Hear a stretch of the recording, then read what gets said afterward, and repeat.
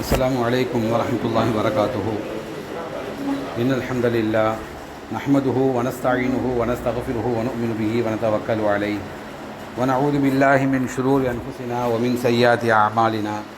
من يهده الله فلا مضل له ومن يضلله فلا هادي له ونشهد أن لا إله إلا الله وحده لا شريك له ونشهد أن سيدنا ونبينا وحبيبنا مولانا محمد صلى الله عليه وسلم.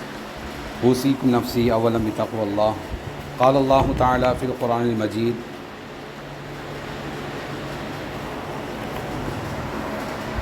يا أيها الذين آمنوا اتقوا الله ولتنظر نفس ما قدمت لغد واتقوا الله إن الله خبير بما تعملون. صدق الله العلي العظيم. எல்லா புகழும் புகழ்ச்சியும் இந்த உலகத்தை படைத்து பரிபாலித்து ரசித்து வரக்கூடிய ஏகனான அல்லாஹ் ஒருவனுக்கே உரித்தாகட்டும். மேலும் அல்லாஹுடைய சாந்தியும் சமாதானமும் இந்த உலகத்திற்கு நேர்வழிகாட்டியாக வந்த அனைத்து இறைத்தூதர்கள் மீதும், குறிப்பாக இறுதி தூதர் ஸல்லல்லாஹு அலைஹி வஸல்லம் அவர்கள் மீதும், மேலும் அவருடைய சொல்லையும் செயலையும் தமது உயிரிலும் மேலாக மதித்து வாழ்ந்த சத்திய சஹாபாக்கள் மீதும், இன்னும் அவர்களை பின்பற்றக்கூடிய நல்லவர்களின் மீதும் குறையன்றி நிலவட்டும் என பிரார்த்தனை செய்தவனாக ஆரம்பம் செய்கின்றேன். அன்பிற்கினிய இஸ்லாமிய சகோதரர்களே, பெரியோர்களே, இன்றைய வகுப்பில் சுய மதிப்பீட்டின் முக்கியத்துவம் என்ற தலைப்பின் கீழ் சில விஷயங்களை நாம் பார்க்க இருக்கின்றோம். எந்த விஷயங்களை பேசுகின்றோமோ அந்த விஷயத்தை நானும் நீங்களும் பின்பற்றக்கூடிய நன்மக்களாக அல்லாஹ் அருள்வானாக. வெறும் நம்முடைய வார்த்தைகள் சொல் வடிவிலே இல்லாமல் செயல் வடிவிலே செயல்படுத்தக்கூடிய நல்லோர்கள் கூட்டத்தில் அல்லாஹ் நம்மை சேர்த்தருவானாக. ஆமீன். அன்பிற்கினிய இஸ்லாமிய சகோதரர்களே, பெரியோர்களே, சுய மதிப்பீடு என்பது மிக முக்கியமான ஒன்றாக இருந்து கொண்டிருக்கிறது. இன்று ஒவ்வொரு மனிதனும் சுய மதிப்பீட்டு விஷயத்திலே கவனக்குறைவாக இருந்து கொண்டிருக்கின்றான். ஏனென்று சொன்னால், நாம் பிற மனிதர்களை மதிப்பீடு செய்கின்றோம். அது அரசியலாக இருந்தாலும் சரி, அல்லது தொழிலாக இருந்தாலும் சரி, குடும்பமாக இருந்தாலும் சரி, நண்பர்களாக இருந்தாலும் சரி, அதே போன்று நம்மிடம் இருக்கக்கூடிய பணங்காசுகளாக இருந்தாலும் சரி, எல்லாவற்றிலும் மதிப்பீடு செய்கின்றோம். அதே சமயம் சுய மதிப்பீடு, நமக்கு நாமே நாம் மதிப்பீடு செய்கின்றோமா என்பதை நாம் பார்ப்போம் என்று சொன்னால், உண்மையில் கவலைக்குரிய ஒரு செய்தி. அதை யாரும் செய்வதில்லை, விரும்புவதும் இல்லை. சுய மதிப்பீட்டை மனிதன் விரும்புவதே இல்லை. ஒரு கணம் அவன் சுய மதிப்பீட்டின் பக்கம் கவனம் செலுத்த ஆரம்பித்து விட்டான் என்று சொன்னால், நிச்சயமாக அவன் நேர்வழி பெறுவான் என்பதில் எந்த விதமான சந்தேகம் இல்லை. ஆகவே தான் குர்ஆனில் பல இடங்களில் அல்லாஹு தஆலா சுய மதிப்பீட்டை குறித்து குர்ஆனிலே வலியுறுத்தி காட்டுகின்றான். சுய மதிப்பீடு என்ற வார்த்தை அல்லாஹ் பயன்படுத்தாமல் சுய மதிப்பீட்டு கொடுக்கக்கூடிய பொருளை, விளக்கத்தை வைத்து அல்லாஹு தஆலா குர்ஆனிலே பல இடங்கள் அல்லாஹ் சொல்லித் தருகின்றான். சுய மதிப்பீடு என்பது மிக அதிகமாக அக்கறை கொள்ளக்கூடிய ஒரு காலத்தில் நாம் வாழ்ந்து கொண்டிருக்கின்றோம். பெரிய பெரிய பன்னாட்டு நிறுவனங்கள் முதல் சிறிய சிறிய பெட்டி கடைகள் வரை பொருளாதார மேன்மைகளுக்காக தொடர்ந்து சுய மதிப்பீடு செய்து கொண்டே இருக்கின்றது. மாதாந்திர கணக்கெடுக்கின்றார்கள், அரையாண்டு கணக்கெடுக்கின்றார்கள், வருடாந்திர கணக்கெடுக்கின்றார்கள். இந்த ஆடிட்டிங் தொடர்ந்து நடைபெற்று கொண்டே இருப்பதை நம்மால் பார்க்க முடிகின்றது. ஆக பொருளாதார மேம்பாட்டிற்காக நாம் எந்த அளவுக்கு நாம் முயலுகின்றோமோ, அதே அளவுக்கு மனிதன் தம்முடைய வாழ்க்கையுடைய மேம்பாட்டிற்காக, அதிலும் குறிப்பாக இம்மை மறுமை வெற்றிக்காக அவன் சுய மதிப்பீடு செய்வதை மனிதன் மறந்து விடுகின்றான். அந்த மறந்து விட்டதன் விளைவாக என்ன ஆகின்றதுன்னு சொன்னால், உலக மோகத்தில் அவன் மூழ்கி விடுகின்றான். சுய மதிப்பீடை ஒரு மனிதன் செய்யும் போது அவன் உலகத்துடைய மோகத்தில் அவன் ஒருபோதும் வீழ்ந்து விட மாட்டான். அவன் எப்போதும் படைத்த இறைவனின் பக்கம் கவனம் செலுத்தக்கூடியவனாக, படைத்த இறைவனின் பக்கம் திரும்பக்கூடியவனாக இருந்து கொண்டிருப்பான். இப்போது போட்டில் ட்ராவல் பண்ணுறாங்க இல்லையா, போட்டில் ட்ராவல் பண்ணுறதுக்கு எல்லாத்துக்கும் ஆசையாக இருக்கும். ஆனால் போட்டில் ட்ராவல் பண்ணுறதுக்கு முக்கியமான ஒரு கண்டிஷன் இருக்குது. என்ன கண்டிஷன்? நீச்சல் தெரியணும். கரெக்ட், நீச்சல் தெரியணும். நீச்சல் தெரியாமல் நம்ம போட்டில் ட்ராவல் பண்ண சொன்னால், திடீர்னு போட்டு கவர்ந்துச்சு அப்படின்னு சொன்னால் நம்ம என்ன செய்வோம்? அதில் சிக்கிக்கும். ஆக இந்த உலக வாழ்க்கை என்பது ஒரு போட்டு மாதிரி. இதில் நம்ம ட்ராவல் பண்ணும்போது நீச்சல் சொல்லக்கூடிய சுய மதிப்பீடு இருந்தால் தான் நம்ம அதில் மூழ்காமல் இருப்போம். நீச்சல் என்று சொல்லக்கூடிய சுய மதிப்பீட்டை நமக்கு கற்றுக்கொள்ளவில்லை என்று சொன்னால் நாம் நிச்சயமாக உலகத்தில் மூழ்கி விடுவோம் என்பதை நாம் மறந்துவிடக்கூடாது. ஆக போட்டில் பயணம் செய்வது, கடல் வழியாக பயணம் செய்வதை விரும்புகின்றோம் என்று சொன்னால் அதில் கண்டிப்பாக நீச்சல் தெரிவது மிக முக்கியமான விஷயமாக இருக்கின்றது. இப்போ உங்கள் மனசில் தோணலாம், ஒரு வேளை அந்த போட்டு கவர்லங்க, நல்லபடியாக போயிட்டு வந்துச்சு, இப்போ நீச்சல் தெரிஞ்சு பிரயோஜனம் இல்லை இல்லையா அப்படின்னு ஒரு விஷயம் உங்களுக்கு தோணலாம். அது எப்போதும் தொடர்ந்து அப்படி இருந்து கூட முடியாது. அதாவது ஒரு மீனவன் கடல் வழியாக தினந்தோறும் பயணம் செய்கின்றான் என்று சொன்னால் அவன் தினந்தோறும் அவன் நீச்சல் தெரியாமலே பயணம் செய்து கொண்டிருக்க முடியாது. என்றைக்குனா ஒரு நாள் என்ன செய்வான், அவன் அந்த அடி சறுக்கும் என்பது போது கவர்ந்து விடுவான். அதே இப்போ நம்ம உலகத்துடைய படகில் நாம் தினந்தோறும் பயணம் செய்து கொண்டிருக்கணும். அதுதான் சொல்ல வரேன்.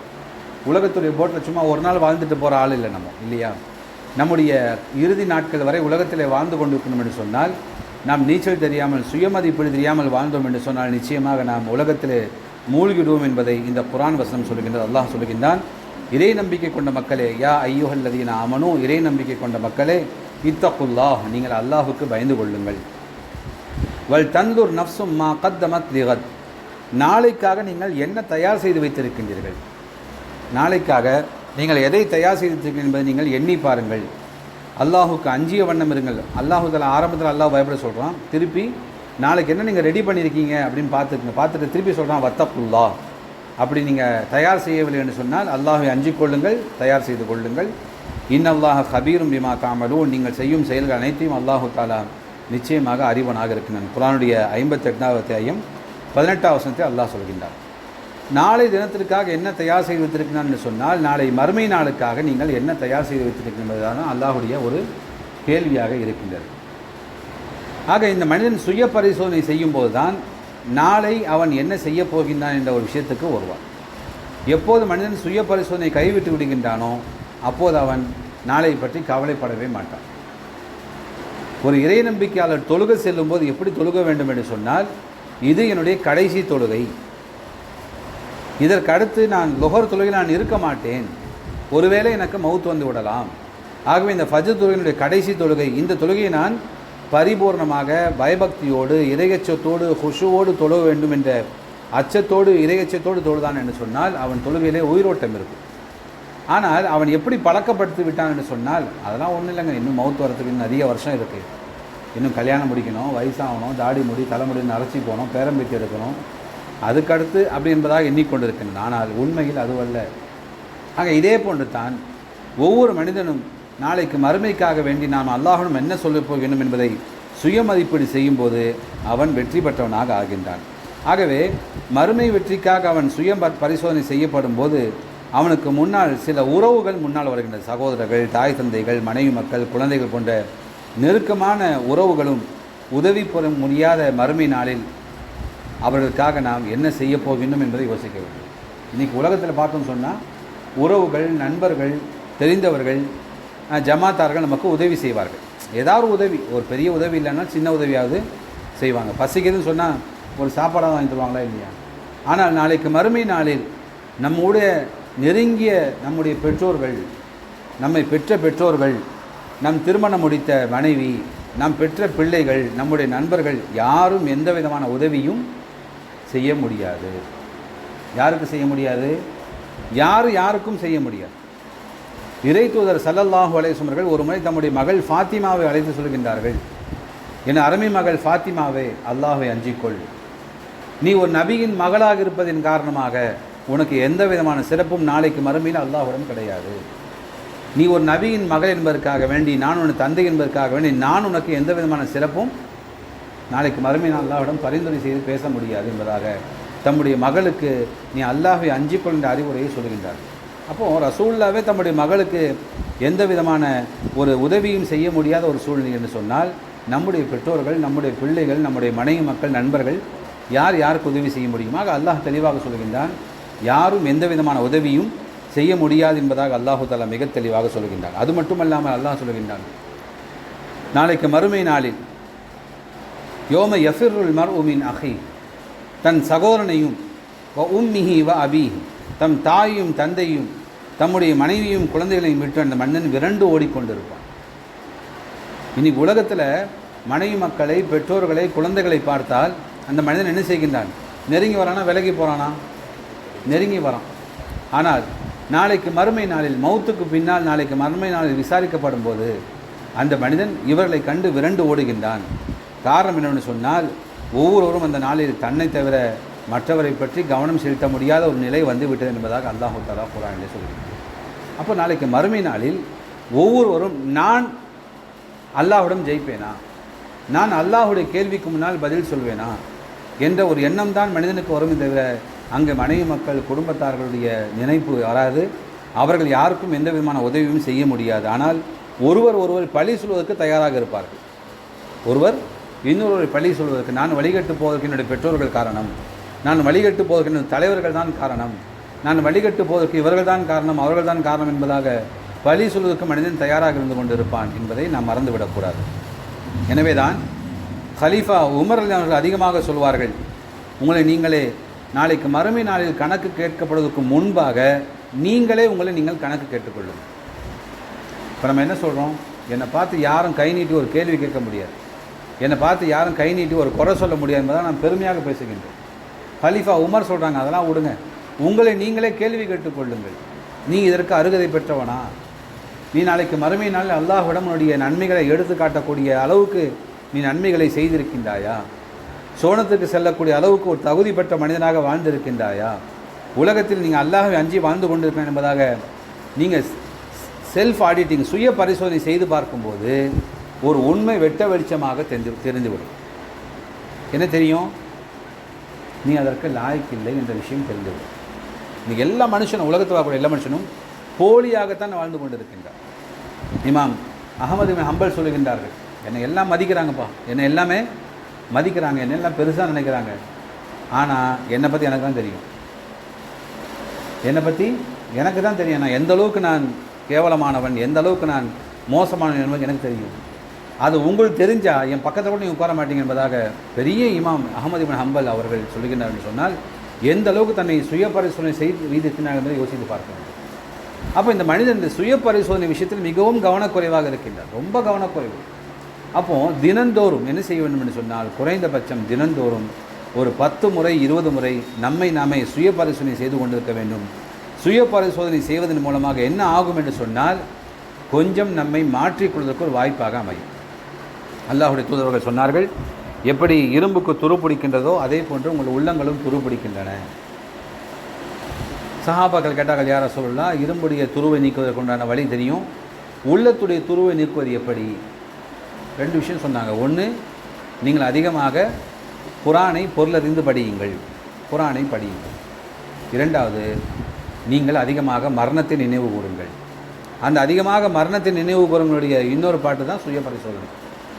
அப்போ மரணத்தை நினைவு பார்த்தா நான் இறந்து போயிடுவேன் அந்த நினைப்பதில்லை. மாலாக நான் இறப்பதற்காக வேண்டி தயாராக இருந்து கொண்டிருக்கின்றேன், என் தலைக்கு மேல் மரணம் தயாராக இருக்கின்றது, மலக்குல் மௌத் மிக தயாராக இருந்து கொண்டிருக்கின்றார், நான் அதற்காக நான் என்ன தயாராக இருக்கின்றேன் என்ற ஒரு மனிதன் எண்ணி பார்க்கும்போது அவனுடைய உள்ளத்தில் துரு நீங்கும் என்பதாக அல்லாஹ்வுடைய தூதர்கள் வழிகாட்டியிருக்கின்றார்கள். ஆகவே மனிதன் நம்ம வாழ்க்கையில் சுய பரிசோதனை செய்வது மிக மிக அவசியம் என்பதை நாம் புரிந்து கொள்ள வேண்டும்.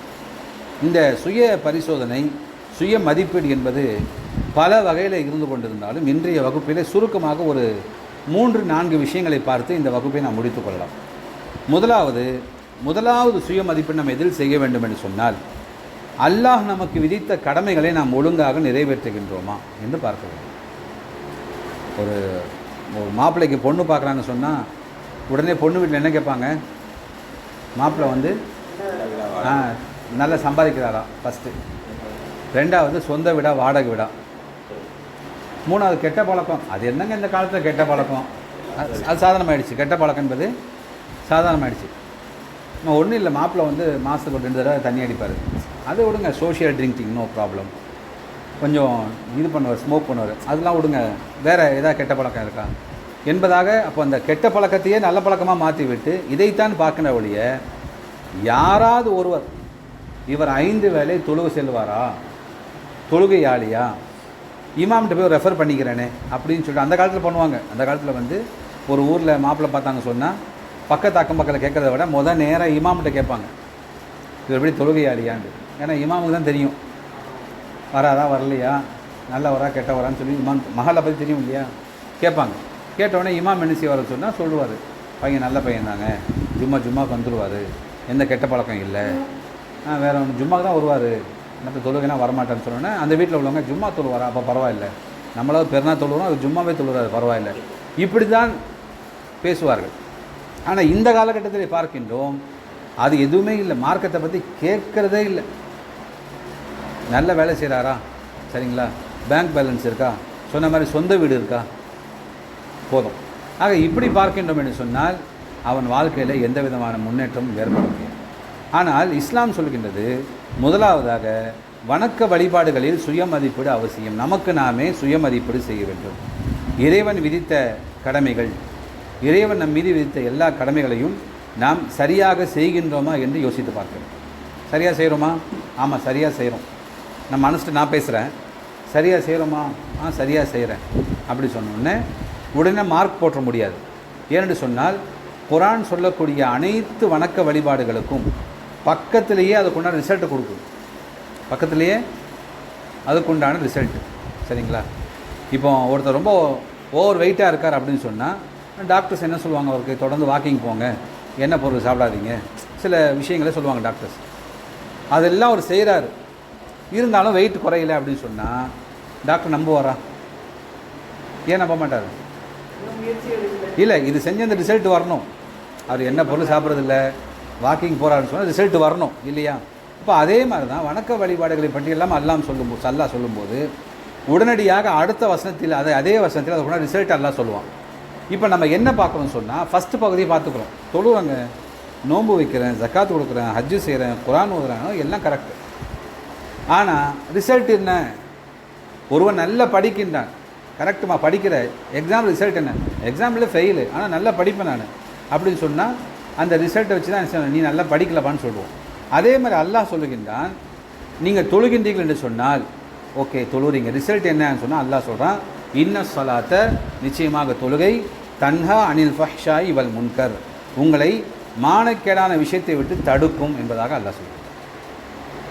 தொழுகிறோம், ஆனால் மானக்கேடான, தீய, ஆபாசமான, அசிங்கமான, கேவலமான, சொல்ல முடியாத செயல்களை நாம் செய்கின்றோம் என்று சொன்னால் என்ன ரிசல்ட்? அதுக்கு தொழுகை சரியில்லை, ரிசல்ட் வரல. தொழுகை சரியில்லை, தொழுகை சரியில்லை என்று சொன்னால் உங்கள் சுய மதிப்பீடில் நான் தொழுகின்றேன் என்று சொல்வது பொய், ரிசல்ட் வரல. ஆனால் அதே சமயம் ஒருத்தர் தொழுவதே இல்லை, ஆனால் அவர் மானக்கேடான, ஆபாசமான, அசிங்கமான விஷயத்தை விட்டு தவிர்த்து வாழ்கின்றார் என்று சொன்னால் அவரும் ஃபெயில். ஏன், எதுக்காக இதெல்லாம் தவிர்த்து வாழ்கிறாரு? எந்த இறைவனுக்காய் பயப்படுகின்றாரோ அந்த இறைவன் சொல்லுக்கு அவர் கட்டுப்படவில்லை, சரிங்களா. இப்போ சில பேர் ஃப்ளூக்கில் பாஸ் ஆகிட்டான்னு ஸ்கூலில் எக்ஸாமில், அவனுக்கே ஆச்சரியமாக இருக்கும், நான் எப்படிங்க பாஸ் ஆனேன், என்னாலே நான் நம்ப முடியலங்க அப்படின்னு சொல்லிட்டு. அவன் ஏன் அப்படி சொல்கிறான்னு சொன்னால் நல்லா படிக்காதவன் என்னை போய் பாஸ் ஆக்கிட்டாங்களே. அவன் அப்படி ஆச்சரியப்படும் போது அடுத்த தேர்வில் அவன் தோல்வி அடைந்து விடுவான். ஏன்னு சொன்னால் படிக்கல இல்லையா. அப்போ அதே மாதிரி இரண்டும் இருக்க வேண்டும், தொழுவ வேண்டும், தொழுவதன் மூலமாக இந்த ரிசல்ட் வரணும். ஆக இதே போன்று அல்லாஹ் சொல்லக்கூடிய கடமையான வணக்க வழிபாடுகள் அனைத்துக்குமே அல்லாஹு தாலா உடனடியாக ரிசல்ட் சொல்கிறான். அந்த ரிசல்ட் இருந்து சொன்னால் உங்கள் சுய மதிப்பீடில் நீங்கள் ஒரு மதிப்பெண் போட்டுக்கொள்ளலாம். நான் தொழுகின்றேன், தொழுவதன் மூலமாக ஆபாசமான, அசிங்கமான, கேவலமான எஃபியில், இன்ஸ்டாவில் எதுலேயும் இல்லை, நான் தேவையில்லாத பேச்சு பேச மாட்டேன், ஆபாசமாக பார்க்க மாட்டேன், எதுவுமே செய்ய மாட்டேன், நான் தொழுகிறேன், அல்லாஹ் வஞ்சிக்கணும்னு சொன்னால் நீங்கள் ஒரு மதிப்பீடு போட்டுக்கொள்ளுது. இதை தினந்தோறும் 5 முறை செக் பண்ணி பார்க்கணும். இன்றைக்கி ஃபஜரில் ஓகே, ஃபஜரில் ஓகேயா, லொஹரில் ஃபெயில் ஆகிடுவீங்க, அசரில் ஃபெயில் ஆகிடுவீங்க, இல்லை இஷாவில் ஃபெயில் ஆகிடுவீங்க. நைட் தூங்க போகும்போது தான் ஃப்ரீயாக இருப்போமா இல்லையா, அப்போ தான் எல்லாத்தையும் பார்ப்போம். சுய மதிப்பீடு பண்ணணும்னு சொன்னால் சுய மதிப்பீடை ஓரமாக வச்சு தேவையில்லாத விஷயங்கள்லாம் அப்போ தான் பார்ப்போமா இல்லையா, அப்போ நாம் போட்டு விடுவோம். அப்போ இதே போன்று தொழுகை மானக்கேடான விஷயத்தையும் தீய செயலையும் தடுக்கும் என்பதாக அல்லாஹ் சொல்கின்றான். அதை நீங்கள் செய்தால் நீங்கள் ஒரு மதிப்பீங்கள். அதே போன்று இரண்டாவதாக அல்லாஹ் சொல்கின்றான், அந்த தொழுகையாளிகள் எப்படிப்பட்டவர்களாக இருப்பார் என்று சொன்னால் அவர் பயபக்தி உள்ள மனிதராக திகழ்வார்கள். தொழுகையாளி மானக்கேடான விஷயத்தை தவிர்த்து கொள்கின்றான் என்று சொன்னால் அது மட்டும் இல்லாமல் அவன் தொழுகையிலே பயபக்தியை மேற்கொள்வான், இறையச்சத்தோடு வாழ்வான். நம்முடைய வாழ்க்கை முறை இறையச்சத்தோடு இருந்து கொண்டிருக்கும். ஆக இதெல்லாம் நம்முடைய வாழ்க்கை நடக்கின்றதா? நாம் தீய செயலை விட்டு விலகி கொண்டோமா? மானக்கேடான விஷயத்தை விட்டு விலகி கொண்டோமா? உள்ளச்சத்தோடு தொழுகின்றோமா? சடங்காக தொழுகின்றோமா என்று பார்க்க வேண்டும். நாம் சடங்காக தொழுகின்றோம், உள்ளச்சம் ஏற்படவில்லை, மானக்கேடான விஷயம் செய்யவில்லை என்று சொன்னால் அதுக்கும் அல்லாஹ் ரிசல்ட் கொடுக்குறான். உங்கள் தொழுகை நயவஞ்சகனின் தொழுகை, முனாஃபிக்குடைய தொழுகை. அப்போ முனாஃபிக்குடைய தொழுகைக்கு என்ன மார்க்கு? முனாஃபிக்கே மார்க் இல்லை, முனாஃபிக்குடைய தொழுகைக்கு என்ன மார்க் கிடைக்கும்? அப்போ அந்த தொழுகை வீணான தொழுகையாக மாறிவிடும் என்பதை நமக்கு நாமே சந்தோஷப்பட்டுக்கொள்ளலாம். தொழுகிறேன் அப்படின்னு சொல்லிக்கொள்ளலாம், ஆனால் தொழுகை நாளைக்கு மதிப்பு அல்லாஹ்விடத்தில் எந்த விதமான மதிப்பையும் ஏற்படாது. அல்லாஹ் சொல்லுகின்றான், ஃபவைலுலில் முசல்லீன், அத்தகைய தொழுகையாளிகளுக்கு கேடுதான். அல்லதீனஹும் அன் சலாத்திஹிம் சாஹூன், அவர்கள் தொழுகையிலே அலட்சியமாக பொடுபோக்காக தொழுவார்கள். அப்படிப்பட்ட தொழுகையாளிகள் கேடுதான் என்பதாக அல்லாஹ் சொல்லுகின்றான். அப்படிப்பட்ட தொழுகையாளியாக நாம் ஒருபோதும் ஆகிவிடக்கூடாது. ஆக அல்லாஹ் விதித்த கடமைகளின் மூலமாக நாம் அல்லாஹ் எதிர்பார்க்கக்கூடிய மாற்றத்தை கொண்டு வர வேண்டும். அதே போன்று தான் நோன்பு. இப்போ தான் நோன்பு மாதம் போய் கரெக்டாக ஒரு மாதம் ஆகுது இல்லையா? கரெக்டாக ஷவால் மாதம் முடிஞ்சிச்சு. அப்போது இந்த நோன்பு மாதத்தில் நாம் நோன்பு வைத்தோம், இறையச்சத்தோடு பயபக்தியோடு இருந்தோம், பட்னியாக இருந்தோம், குடிக்காமல் இருந்தோம், எல்லாம் கரெக்டு. ஆனால் நோன்பு நமக்கு இடத்துல என்ன மாற்றத்தை ஏற்படுத்தியது? அல்லாஹ் எதை எதிர்பார்க்கின்றான்? வெறும் அல்லாஹ் சொன்னார்கள், வெறும் பசியும் பட்டினியும் அல்லாஹுக்கு தேவையில்லை என்பதாக சொன்னார்கள். ஒரு பொய்யான வாழ்க்கையும் பொய்யான பேச்சையும் விட்டுவிடவில்லை என்று சொன்னால் அவனுடைய பசியும் பட்டினியும் அல்லாஹுக்கு தேவையில்லை. அப்போ நோன்பின் மூலமாக இதையெல்லாம் நாம் பெற்றுக்கொள்ள வேண்டும். மிக முக்கியமாக அல்லாஹ் சொல்கின்றான், லஅல்லக்கும் தத்தகுன், இறையச்சம் வர வேண்டும். அப்போ நோன்பு முடிஞ்சு அந்த அசர்லேயே ஆள் காணா போயிட்டாங்க. நோன்பு முடிஞ்சு மறுநாள் ஃபஜர்லேயே பள்ளியவாசல் வெறிச்சேடி இருக்குன்னு சொன்னால் ரிசல்ட் வந்துச்சு. என்ன ரிசல்ட்டு? நோன்பு எந்த விதமான பயனும் ஏற்படுத்தவில்லை என்பதை நாம் புரிந்து கொள்ள வேண்டும். ஆக இப்படி ஒவ்வொரு வணக்க வழிபாடுகளுக்கும் அல்லாஹ் ரிசல்ட்டை கொடுத்துருக்கான். அந்த ரிசல்ட் சரியாக பெறவில்லை என்று சொன்னால் சுய மதிப்பீட்டில் நாம் பூஜ்ஜியத்தை போட்டுக்கொள்ள வேண்டும், தன்னை மாற்றிக்கொள்ள வேண்டும். ஆக இப்படி ஒவ்வொரு வணக்க வழிபாடுகள் மூலம் முதன்முறையாக நாம் சுய பரிசோதனை செய்து பார்க்க வேண்டும். தினந்தோறும் தூங்க செல்லும் முன்பு நான் இன்னைக்கு எப்படி தொழுதேன், சுன்ன தொழுகையை சரியாக தொழுதேனா, தொழுகையின் கவனம் எங்கே இருந்தது, ஒரு அரை மணி நேரம் ஃபுல் கான்சன்ட்ரேஷன் இந்த தொழுகையில் கொண்டு வாங்க. உட்காந்து தொழுது முடிச்சு நான் தூங்க போகிறதுக்கு முன்னாடி நான் எப்படிலாம் தொழுதேன், ஏன் கவனம் இல்லாமல் தொழுதேன், ஓகே இப்படி தொழுது முடிச்சாச்சு. தொழுகையின் மூலமாக அல்லாஹ் எதிர்பார்க்கக்கூடிய ரிசல்ட்டு இன்றைக்கி 24 மணி நேரத்தில் நான் ரிசல்ட்டு கொடுத்துருக்கேனா அப்படின்னு சொன்னால் நீங்கள் உங்களுடைய சுய மதிப்பீட்டில் நீங்கள் கொஞ்சம் முன்னேற முடியும். இதை பற்றி சிந்தனையே இல்லாமல் ஏதோ போனோம் தொழுதோம் வந்தோம் முடிஞ்சு அதெல்லாம் பார்த்தா முடியுமாங்க என்று பார்த்தோம்னு சொன்னால் நாளைக்கு மறுமை நாளில் எந்த விதமான பயனில்லாத தொழுகையாக நம்முடைய தொழுகை ஆகிவிடும். அல்லாஹ் நம்மை காப்பாற்றுவானாக.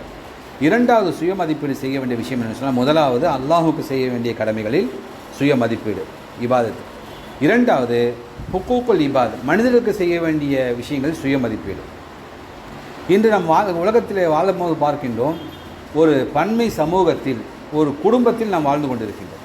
யாருமே தனியாக வாழ முடியாது, யாருமே காட்டுக்குள்ளே போய் தனியாக இல்லை. பன்மை சமூகத்தில் அதே போன்று குடும்பமாக நாம் வாழுகின்றோம் என்று சொன்னால் நமக்குடைய வீடு, சமூகம், தொழில், ஆஃபீஸு, வியாபாரம், நண்பர்கள் எல்லாத்தையும் சேர்ந்து வாழ்கிறோம். இவர்களோடு நம்முடைய நட்பு, இவர்களோடு நம்முடைய தொடர்பு, இவர்கள் செய்ய வேண்டிய கடமைகள் நாம் எப்படி இருக்கின்றோம் என்று சுய மதிப்பீடு செய்ய வேண்டும். நல்ல தொழுவாங்க பையன், அருமையான தொழுகையாளி, பொய்யே பேச மாட்டான். ஆனால் என்ன, அவங்க அம்மாவும் மதிக்க மாட்டான், அவங்க வாப்பாவும் மதிக்க மாட்டான், மனைவியை கேவலமாக நடத்துவான், பிள்ளைகள் இடத்துல அன்பு இருக்காது. என்னாச்சு? எந்த விதமான பயனும் இல்லை என்பதாக அல்லாஹ்வுடைய தூதர் சொல்கின்றார்கள். அடுத்த ஹதீஸ் சொல்லி காட்டுறவங்க, சரிங்களா? அப்போது இந்த மனிதனுடைய ஹுக்கூக்குல் இபாத், சமூகத்திலே அவன் எப்படி நடந்து கொள்கின்றான், மக்களுக்கு செய்ய வேண்டிய கடமைகள் எப்படி நடந்து கொள்கின்றான் என்பதை அவன் சுய பரிசோதனை செய்து பார்க்கும்போது தான் அவன் அங்கேயும் மார்க் பெற முடியும். இப்போ ரசூல் ஸல்லல்லாஹு அலைஹி வஸல்லம் என்ன சொல்கிறாங்க பாருங்கள். நான் சொன்ன ஹதீஸ், நாளைக்கு மறுமை நாளில் நபிகள் நாயகம் ஸல்லல்லாஹு அலைஹி வஸல்லம் சொன்னாங்க, சஹாபாக்களை பார்த்து, முஃப்லிஸ் யார் தெரியுமா என்று கேட்டார்கள். முஃப்லிஸ் என்று சொன்னால் திவால் ஆனவர். திவால் சொல்கிறோமா இல்லையா? திவால் ஆனவர் யார் தெரியுமா என்பதாக சஹாபாக்களை பார்த்து கேட்கின்றார்கள். உடனே சஹாபாக்கள் சொல்லுகின்றார்கள், யாரிடத்தில் பணங்காசுகள் இல்லையோ, யாரிடத்துல பேங்க்கில் பணம் இல்லையோ, அந்த அர்த்தத்தில் சொல்கிறாங்க, சரிங்களா? தீனாரோ திர்ஹமோ இல்லையோ, வெள்ளி காசு இல்லையோ அப்படின்னு வரும். நான் புரியுது சொல்ல வரேன். பணங்காசு இல்லையோ, பேங்க் பேலன்ஸ் இல்லையோ, அவர் தான் திவாலானவர் யாரை சொல்லலாம் அப்படின்னு சொல்கிறாங்க. அப்போ ரசூல் ஸல்லல்லாஹு அலைஹி வஸல்லம் இல்லை, அவர் திவாலானவர் இல்லை. யாருன்னு சொன்னால், நாளைக்கு மறுமை நாளில் ஒரு மனிதன் வருவான், தொழுகையோடு வருவான், நோன்போடு வருவான், நிறைய வணக்க வழிபாடுகளோடு வருவான். ஆனால் உலகத்தில் அவன் பிறரை திட்டி இருப்பான், பிறரை இட்டுக்கட்டி அவதூறு சொல்லியிருப்பான், பிறரின் செல்வத்தை நியாயமின்றி பறித்திருப்பான், எவரையேனும் கொன்றிருப்பான், யாரையேனும் அடிச்சிருப்பான். இப்பெல்லாம் வரிசையாக சொல்லிட்டு சொல்கிறாங்க. நாளைக்கு மறுமை நாளில் அல்லாஹுக்கு முன்னால் வரும்போது அந்த பாதிக்கப்பட்ட மக்கள் அல்லாஹோட முறையிடுவார்கள். அல்லாஹு தஆலா நன்மைகளை பங்கிட்டு கொடுத்து விடுவோம். இன்னும் எஞ்சியிருந்தால், எல்லாம் கொடுத்து முடிச்சாச்சு, இன்னும் மக்கள் எஞ்சியிருந்தால் அவருடைய பாவத்தை உன் கணக்கில் சேருங்க என்பதாக அல்லாஹு தாலா இவன் கணக்கில் எழுதி விடுவான். எழுதிவிட்டு இறுதியில் அவனை நரகத்தில் தூக்கி வீசியீங்கன்னு சொல்லுவான். இவர் தான் திவால் ஆனவர் என்பதாக ரசூல் ஸல்லல்லாஹு அலைஹி வஸல்லம் அவர்கள் சொன்னார். அப்போது இபாதத்தான விஷயத்தில் நாம் கவனத்தோடு இருக்கின்றோம். நோன்பு, தொழுகை, ஜக்காத்து, ஹஜ்ஜு இல்லை கவனமாக இருக்கும். ஆனால் மக்களோடு தொடர்பு, ஹுக்கூக்குல் இபாதில் சமூகத்தோடு தொடர்பில் நாம் தோற்று விடுகின்றோம் என்று சொன்னால் அங்கே நாம் சுய பரிசோதனை செய்து பார்க்க வேண்டும். நாம் ஒருபோதும் அப்படி ஆகிவிடக்கூடாது. காரணம், நாளைக்கு நாம் சேர்த்து வைக்கக்கூடிய நன்மைகள் எல்லாம் நாளைக்கு மறுமை நாளில் இப்படித்தான் பங்கிடப்படும். என் நண்பர் ஒருத்தர் கடன் கொடுத்துருந்தார். ஒருத்தருக்கு அந்த கடன்காரத்தை கேட்டு கேட்டு பார்த்தாரு, கொடுக்கல. உடனே அவர் சொன்னார், பரவாயில்ல, நாளைக்கு மறுமை நாளில் உங்கள்கிட்ட நன்மை வாங்கிக்கிறேன்னு சொல்லிட்டு வந்துட்டார். அவர் தான் வாங்கிக்கப்பா நன்மை, பரவாயில்ல வாங்கிக்கோ, நான் செஞ்சால் தானே அப்படின்னு சொல்லிட்டார் அவர். இவர் அப்படியே விட்டார், திருப்பி கேட்கவே இல்லை. சரிங்களா? அவர் பேசும்போது சொல்லி காட்டார், நான் அவர்கிட்ட நன்மை கேட்டேன், நாளைக்கு மறுமையில் நன்மை வாங்கிக்கிறேன்னு சொன்னேன், வாங்கிக்கிங்கன்னு சொல்லிட்டாரு. கடைசி நன்மை என்கிட்ட இல்லைன்னு சொல்லிட்டாரு. எனக்கு மறுமையில் நன்மை கிடைக்காதங்கமே ஹதீஸ் சொல்லி காட்டினேன். கவலைப்படாதீங்க, கண்டிப்பாக நன்மை உங்களுக்கு கிடைக்கும். நன்மை கிடைக்காது, இவங்க பாவம் அவருக்கு கிடைக்கும். ஆனால் அவர் என்ன நினைச்சாருன்னு சொன்னால், இவர் சரியான ஏமாந்தாளாக இருக்கார், கடன் கொடுத்துட்டு காசு நான் தரமுன்னு சொன்னால் நன்மை வாங்கிக்கிறேன்னு சொல்லிட்டு போகிறார் என்பதாக. ஆனால் அவர் கடன் கொடுத்தவர் நாளைக்கு மறுமை நாளில் உள்ளட்சத்தோடு நன்மையை பெற வேண்டும் என்ற எண்ணத்தோடு விட்டு விட்டார். கேட்டு கேட்டு பார்த்தார், கொடுக்கக்கூடிய வசதி இருந்தும் கொடுக்கல என்று சொன்னால் நாளைக்கு மறுமை நாள் அல்லாஹ்விடம் நன்மை பெற்றுக் கொடுக்கிறேன் சொல்லிவிட்டு அவர் சொல்கிறார், என்னிடம் யாரெல்லாம் கடன் பெற்றார்களோ அவரெல்லாம் திருப்பி கொடுக்காமல் இருக்கட்டும், நாளைக்கு மறுமை நாளில் நான் பழி தீர்த்துக் கொள்கிறேன். இதெல்லாம் நாளைக்கு மறுமையில் நடக்கிற விஷயம் உண்மையிலே நடக்கும். அப்போது உலகத்தில் நாம் யாருக்காவது ஏதாவது சொல்லி இருந்தால், கொடுத்து இருந்தால், அதை நாம் உலகத்தில் நாம் சரி செய்து கொள்ள வேண்டும். அல்லாஹ்வுடைய தூதர் ஸல்லல்லாஹு அலைஹி வஸல்லம் இறந்து போகிறதுக்கு 3 நாட்களுக்கு முன்பாக அல்லாஹ்வுடைய தூதர்கள் சொல்லுகின்றார்கள், மக்களே, உங்களிடம் நான் ஏதாவது பேசியிருந்தால் அல்லது கடன் வாங்கியிருந்தால் என்னை பழி தீர்த்துக் கொள்ளுங்கள். அதுக்கு என்ன பண்ணும்? காசு வாங்கியிருக்கேனா கேட்டு வந்து வாங்கிக்கிங்க, உங்களை திட்டியிருக்கேனா திருப்பி வந்து திட்டுங்க. 3 நாள் கதவு திறந்து வச்சு வாசல் உட்காந்துட்டே இருக்காங்க, அண்ணா வருவாங்கன்னு சொல்லிவிட்டு நபிகள் நாயகம் ஸல்லல்லாஹு அலைஹி வஸல்லம் இறுதியாக உரை நிகழ்த்தும்போது சொல்லுகின்றார்கள், நபி என்பதற்காக வேண்டி நான் கேட்கவில்லை, நபி என்பதற்காக நான் விட்டு விட்டேன் என்பதாக நாளைக்கு மறுமை நாள் அல்லாஹ்விடம் ஒருபோதும் சொல்லிவிடாதீர்கள். காரணம் என்ன? என் நன்மை எல்லாம் எடுத்து உங்களுக்கு கொடுத்துருவான். ஆகவே உலகத்தில் நீங்கள் என்னை பழி தீர்த்துக் கொள்ளுங்கள் என்பதாக எதிர்பார்த்து உட்கார்ந்த இறை தூதர் ரசூலுல்லாஹி ஸல்லல்லாஹு அலைஹி வஸல்லம். என்ன காரணம்? இதை பயந்தாங்க, நாளைக்கு மறுமை நாளில் நம்ம திவாலாக விடக்கூடாதுன்னு சொல்லி. ஆனால் இன்று நாம் என்ன செய்கின்றோம் என்று சொன்னால், மக்களின் உரிமைகளை பறிக்கின்றோம், மக்களை சுரண்டுகின்றோம், மக்களுடைய விஷயத்தில் மிக மோசமாக நடந்து கொள்கின்றோம் என்று சொன்னால், நாளைக்கு மறுமை நாளில் நம்முடைய நோன்பும் நம்முடைய தொழுகையும் இதர நற்செயல்கள் அனைத்தும் பங்கிடப்பட்டு மிகப்பெரிய ஒரு ஆபத்துக்கு நாம் தள்ளப்பட்டு விடுவோம். ஆகவே இதை ஒரு மனிதன் சுய பரிசோதனை செய்து பார்க்க வேண்டும். உலகத்தில் திட்டிட்டீங்களா, மன்னிப்பு கேட்போம். ஹஜ்ஜுக்கு போகும்போது என்ன செய்வோம்? கையை பிடிச்சி, நான் ஏதாவது தப்பாக பேசினா மன்னிச்சுக்குங்க. அவர் ஹஜ்ஜுக்கு போகாமல் இருந்தால் என்ன செய்வார்? அவர் கேட்க மாட்டார். ஏங்க ஹஜ்ஜுக்கு போகும்போது கேட்குறீங்க, திருப்பி வருவேனா வரலையான்னு தெரியல, அப்போ திருப்பி வந்தால் திருப்பி கண்டினியூ பண்ணிங்களா? அதை இப்படிலாம் மார்க்கம் சொல்லவில்லை.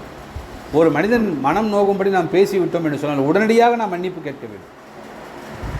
உடனடியாக நம் உணரும் போது, நான் ஒரு மனசு கஷ்டப்பட்டு பேசிட்டேன், உணரும் போது மன்னிப்பு கேட்க வேண்டும். அல்லது அவர் சொல்லுகின்றார், நீங்கள் பேசின வார்த்தை மனசு ரொம்ப கஷ்டமாயிடுச்சு அப்படின்னு சொல்லும்போது நாம் நம்முடைய விவாதத்தை பெருக்காமல் உடனடியாக நாம் மன்னிப்பு கேட்க வேண்டும். பிலால் ரலியல்லாஹு அன்ஹு அவர்களை ஒரு நபி தோழர் திட்டார். என்ன திட்டினார்?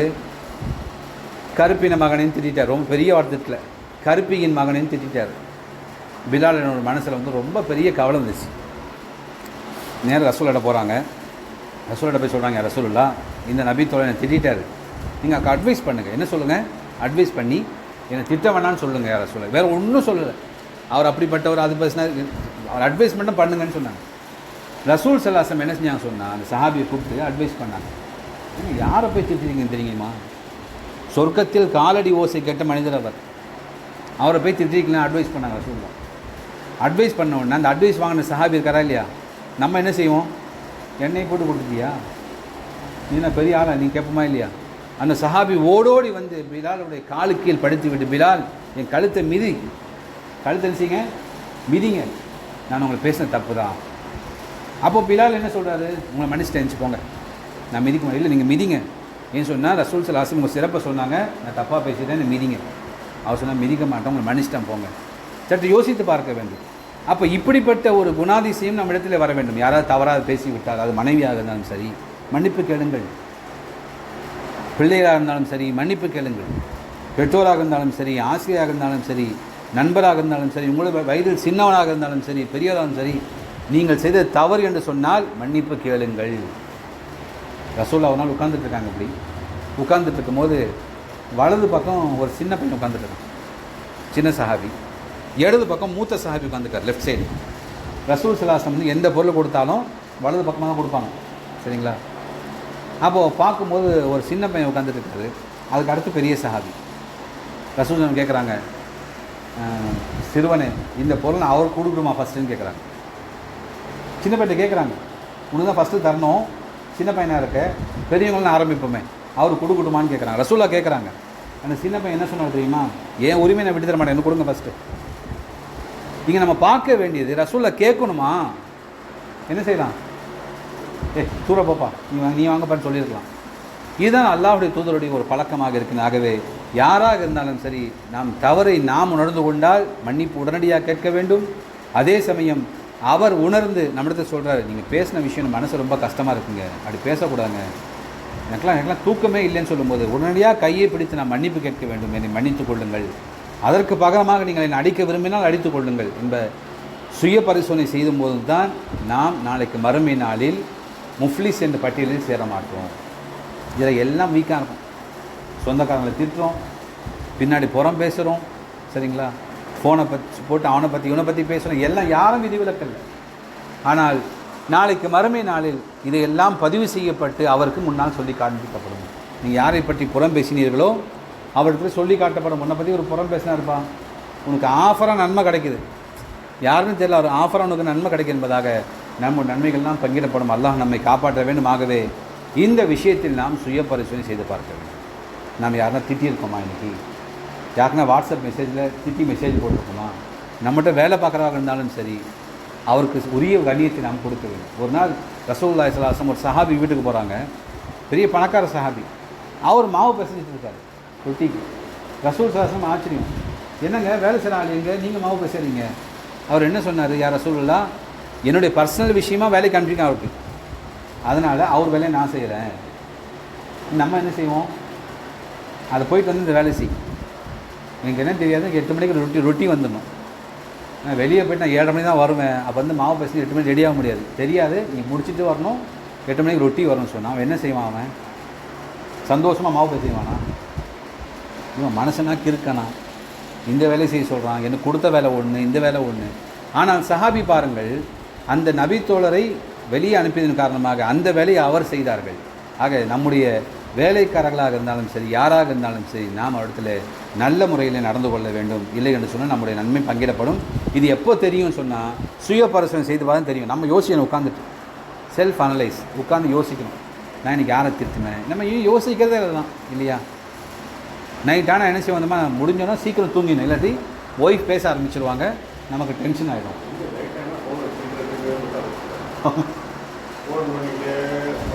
ஆமாம், அப்போ எப்படி கரெக்ட் டாக்டர் சொன்ன மாதிரி நம்ம ஃபோனை பார்த்தா எப்படி சுய பரிசோதனை நமக்கு தோணும்,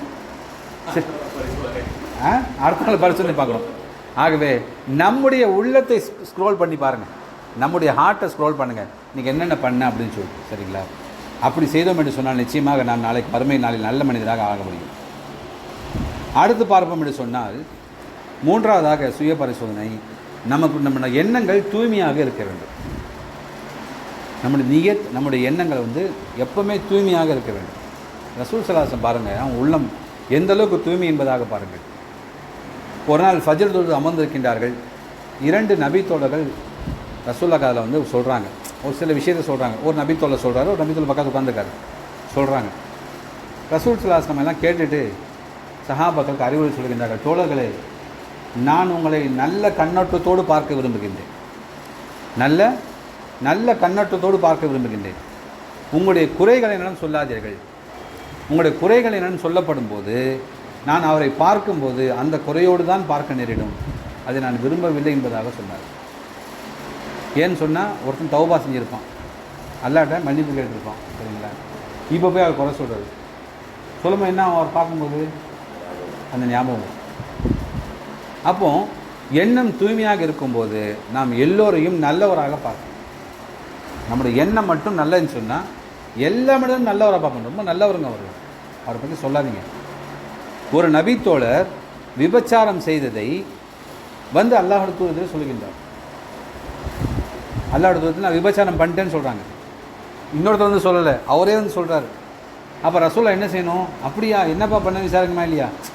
நீங்கள் அப்படிப்பட்ட ஆள் இல்லைங்க, போங்கன்னு சொல்கிறாங்க. எந்தளவுக்கு ஒரு நல்ல எண்ணம் பாருங்கள்.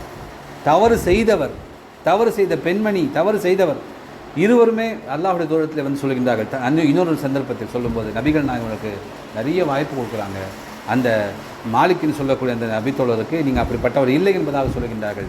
அவர் திரும்பி 3வது முறை வந்து ரசூல் ஸல்லல்லாஹு வந்து சொல்கிறாரு. ரசூல் ஸல்லல்லாஹு 4வது முறை கேட்கின்றார்கள், விபச்சாரம் என்றால் என்ன தெரியுமா? விபச்சாரம் என்ன தெரியுமாப்பா உனக்கு அப்படின்னு கேட்குறாங்க. அவர் சொல்லிட்டார், சுருக்கமாக புரிய வச்சுட்டார் அல்லாஹ்வுடைய தூதருக்கு. அல்லாஹ்வுடைய தூதர் தண்டனை நிறைவேற்றும் என்பதாக சொன்னார். தண்டனை நிறைவேற்றப்பட்டு விட்டது, விபச்சாரம் ஊர்ஜிதமாக்கப்பட்டது, தண்டனை நிறைவேற்றப்பட்டு விட்டது. மக்கள் அவரை குறித்து குறை பேசினார். அல்லாஹ்வுடைய தூதர் நினச்சிருந்தா விட்டுருக்கலாம் அவரை. ஏன்னா 2 பேர் ரகசியமாக பேசின விஷயம் தானே. இப்படி போட்டு கொண்டுட்டாங்க, கல்லால் அடித்து கொண்டுட்டாங்க. அல்லாஹ்வுடைய தூதர் கோவப்பட்டார். அவருடைய நன்மைகளை அவர் எந்த அளவுக்கு தௌபா செய்ய சொன்னால் அந்த தௌபாவை பங்கிட்டு கொடுத்தால் பங்கிட்டு கொடுக்க முடியாது, அந்தளவுக்கு பெரிய தௌபா பண்ணியிருக்கார். அவரை பற்றி குறை பேச வேண்டாம் என்பதாக அல்லாஹ் தண்டனை இல்லை, அவருக்கு தண்டனை கொடுக்கப்பட்டு முடிஞ்சிச்சு, மக்கள் பேசிக்கிட்டாங்க.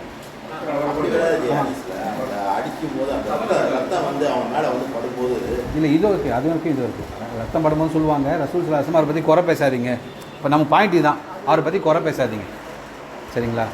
அப்போது எந்த அளவுக்கு ஒரு தூய்மையான எண்ணம் இருந்தால் சொல்ல முடியும். இப்போ நம்ம நண்பரை பற்றி ஒரு பேசும்போது இப்போ அவரை பற்றி பேசாது, விடுப்பா, மற்ற விஷயம் பேசுவான்னு சொல்கிறோமா? நாம் சுவாரஸ்யமாகின்றோம். ஆகவே நமக்கு தூய்மையான எண்ணம் என்பது மிக மிக அவசியம் என்பதை இஸ்லாம் வலியுறுத்தி காட்டுகின்றது.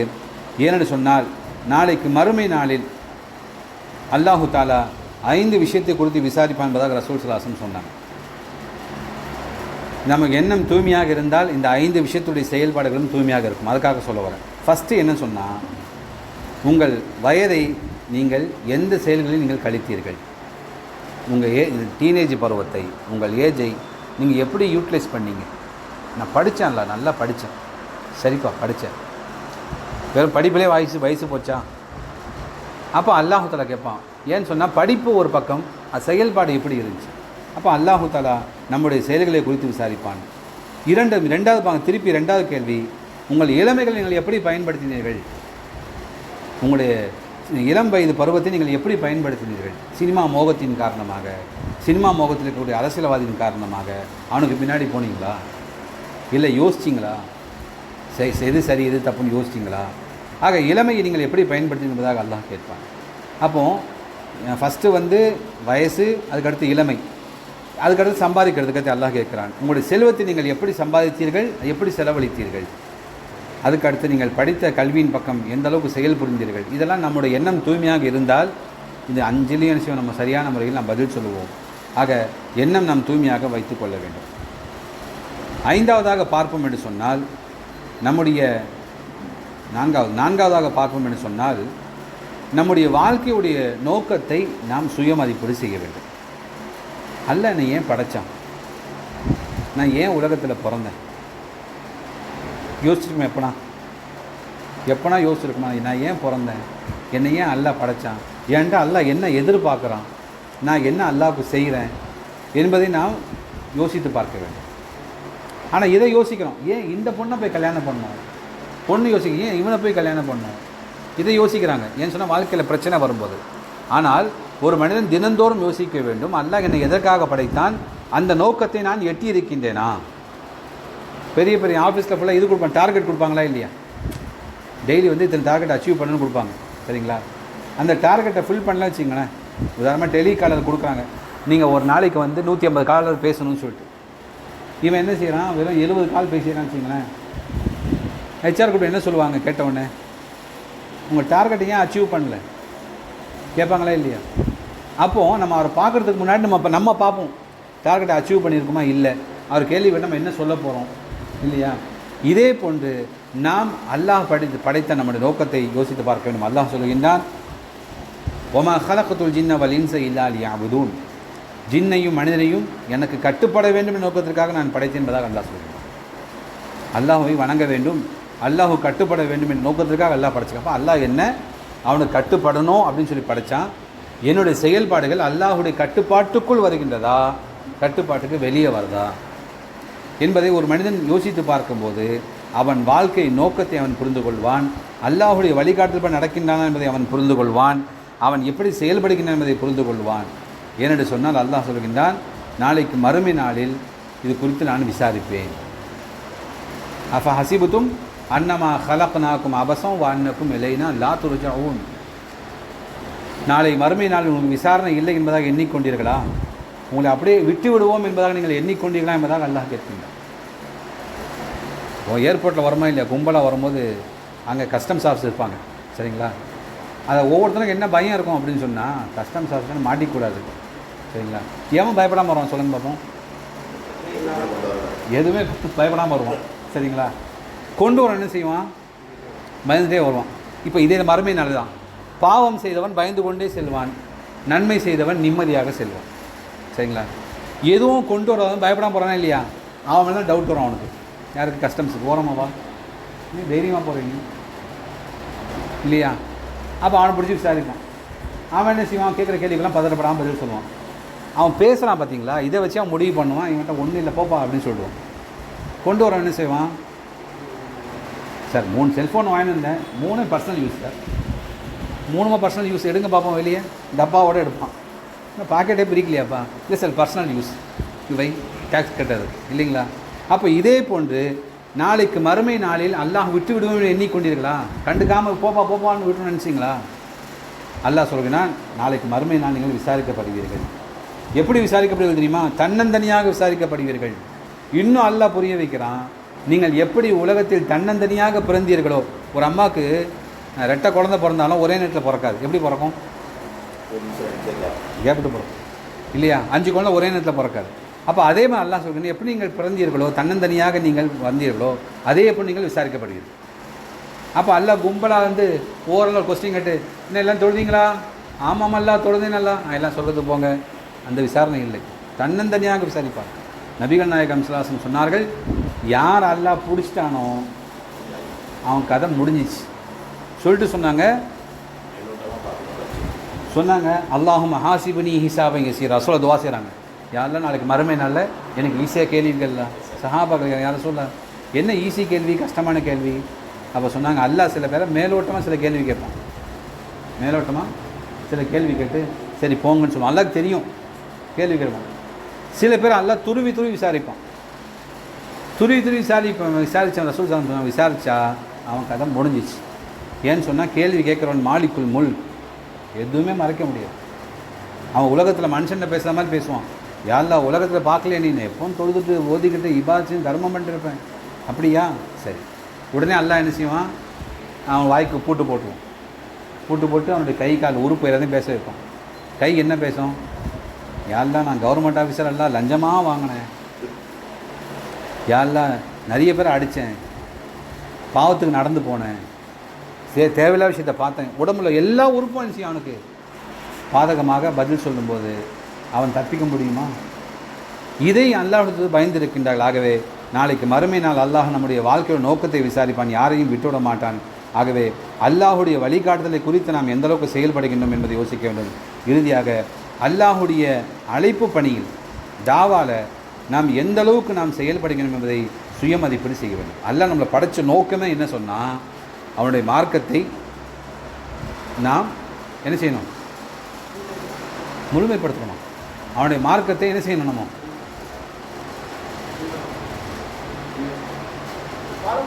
மார்க்கத்தை பிறருக்கு அறிமுகம் செய்ய வேண்டும், சரிங்களா? அல்லாஹ் படைத்த நோக்கமே அதுதான். நாளைக்கு மறுமையில அல்லாஹ் கேட்பான், என்னுடைய மார்க்கத்துக்காக நீ என்ன செய்தாய்?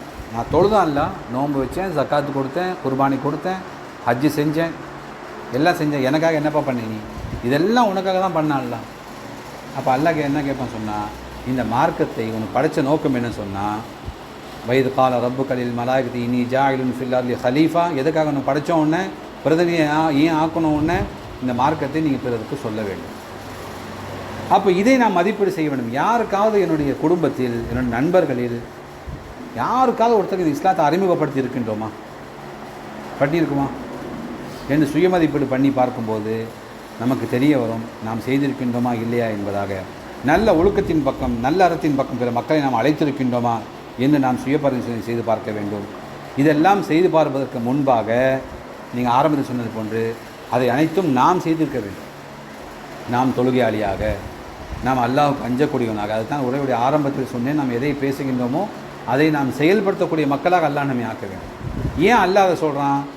யா ஐயுஹல்லதீன ஆமனு, ஈமான் கொண்ட மக்களை, லீம தகூலூன மா லா தஃஅலூன், நீங்கள் செய்யாத ஒன்றை சொல்லாதீர்கள், செய்யாத ஒன்றை சொல்லாதீர்கள். ஏன்னு சொன்னால் அல்லாஹ் அது பிடிக்காதுன்னு அல்லாஹ் சொல்கிறான். எனக்கு பிடிக்காத விஷயம் என்ன சொன்னால், நீங்கள் செய்யாதான் சொல்கிறீங்க பார்த்தீங்களா, பெரிய நன்மையில் குமிச்சுக்கிற மாதிரி நீங்கள் பேசுகிறீங்களே, நீங்கள் ஏதோ பெரிய சொர்க்கவாசி மாதிரியும் இருக்கிற ஃபுல்லாக நரகவாசி மாதிரியும் பேசுகிறீங்களே. அப்போ செய்யாத ஒன்றை நீங்கள் சொல்லாதீர்கள்.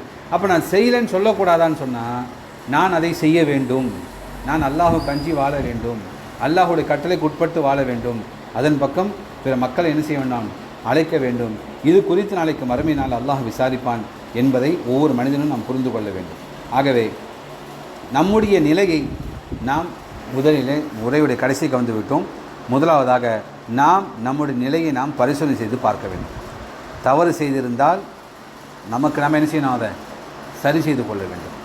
நன்மை செய்திருந்தால் அல்லாஹுக்கு நாம் நன்றி செலுத்த வேண்டும். சுய பரிசோதனை செய்வதன் மூலமாக என்ன நமக்கு நன்மை கிடைக்கும் என்று சொன்னால், முதலாவதாக கிடைக்கக்கூடிய நன்மை, நமக்கு ஹெட் வெயிட் குறையும், அகங்காரமும் பெருமையும் திமிரும் நம்மிடத்தில் குறையும். ஏன் குறையும்? ஒரு நாள் ஹலீஃபா உமர் அவர்கள் ஜும்மா குத்துபா கொடுக்குறாங்க, ஜும்மா குத்துபா கொடுத்துட்டே இருக்காங்க. திடீர்னு சொல்கிறாங்க, இந்த உமர் எப்படிப்பட்டவன் தெரியுமா அப்படின்னு சொல்லிட்டு தன்னை பற்றி ரொம்ப தாழ்வாக பேசுகிறாங்க, திடீர்னு பேசுகிறாங்க. கேட்ட சஹாபாக்கள்லாம் ஒரே கன்ஃபியூஸ், இன்னும் நல்ல பேசி திடீர்னு எப்படி பண்ணுறாங்கன்னு சொன்னால், ஒரே முடித்தவன கேள்வி கேட்கப்பட்டது. சொன்னாங்க, நான் பேசி கொண்டிருக்கும்போது எனக்குள் ஒரு எண்ணம் வந்தது, உமர் பெஸ்ட்டு போல இருக்குப்பா அப்படின்னு சொன்னிச்சு, டக்குன்னு ஆஃப் பண்ணேன். அப்போது சுய பரிசோதனை செய்து கொள்வதன் மூலமாக நம்முடைய குறைகளை நாம் உணரும் போது நம்மை விட பிறர் உயர்ந்தவர் என்ற எண்ணம் வரும். இன்றைக்கி இந்த எண்ணமே நமக்கு இல்லை, யாருக்குமே இல்லை, எனக்கும் இல்லை, மக்களுக்கும் இல்லை.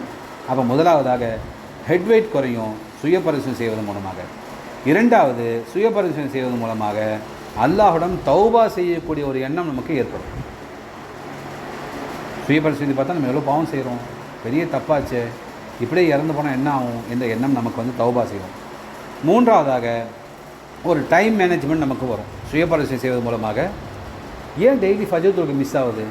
ஃபஜர் தொழுகை 5:25க்கு டெய்லி மிஸ் ஆகுது. ஏன்னு சொன்னால் நம்ம என்ன பண்ணுறோம், 5:40க்கு பள்ளிக்கு போகிறோம்.